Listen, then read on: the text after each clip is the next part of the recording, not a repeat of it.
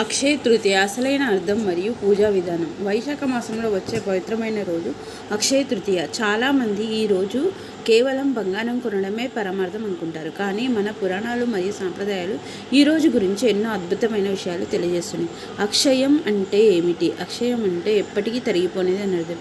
ఈ రోజు చేసే శుభకార్యము, దానము లేదా పూజ అయినా దాని ఫలితం అక్షయంగా లభిస్తుంది అని అర్థం. ఈ రోజు చేసే ఏ శుభకార్యమైన, దానమైన లేదా పూజ అయినా దాని ఫలితం అక్షయంగా అనంతంగా లభిస్తుందని నమ్మకం.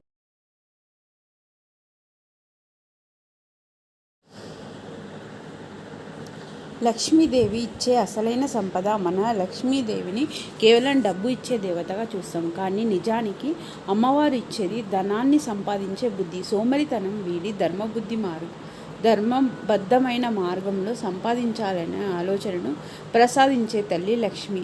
కష్టపడే తత్వాన్ని, గెలవాలనే ఆత్మవిశ్వాసాన్ని ఇచ్చే ఆ తల్లిని ఈరోజు భక్తితో ఆరాధించాలి.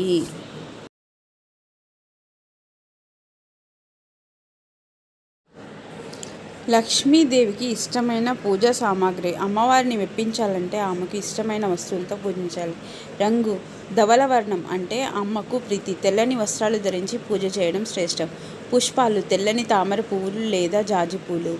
పత్రం బిల్వపత్రం, మారేడు దళాలు. ఆవు పాలు, ఆవు నెయ్యి, ఆవు పెరుగు, కొబ్బరి బొండం నీరు. చందనం తెల్ల చందనం అమ్మవారికి అత్యంతమైన ప్రియమైనది.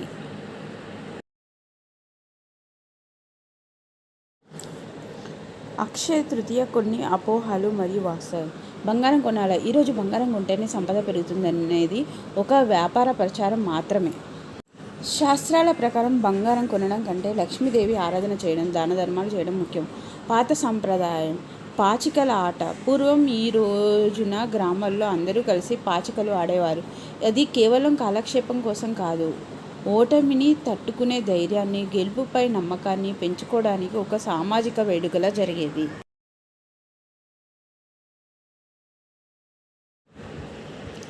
ఆరోగ్య సూత్రాలు. అమ్మవారికి ఇష్టమైనవన్నీ మన ఆరోగ్యానికి మేలు చేసేవే. చందనం వేసవి తాపం నుండి శరీరాన్ని రక్షిస్తుంది.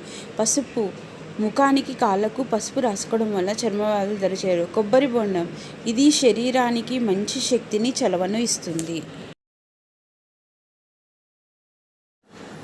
ముగింపు పూజా విధానం. ఈ అక్షయ తృతీయ నాడు ఇంట్లో లక్ష్మీదేవి ఫోటో లేదా విగ్రహం ముందు కూర్చొని లక్ష్మీ అష్టోత్తరం లేదా లక్ష్మీ సహస్రనామం పఠించండి. విష్ణువు లేనిదే లక్ష్మి ఉండదు కాబట్టి శ్రీ మహావిష్ణువు పారాయణం తప్పకుండా చేయండి.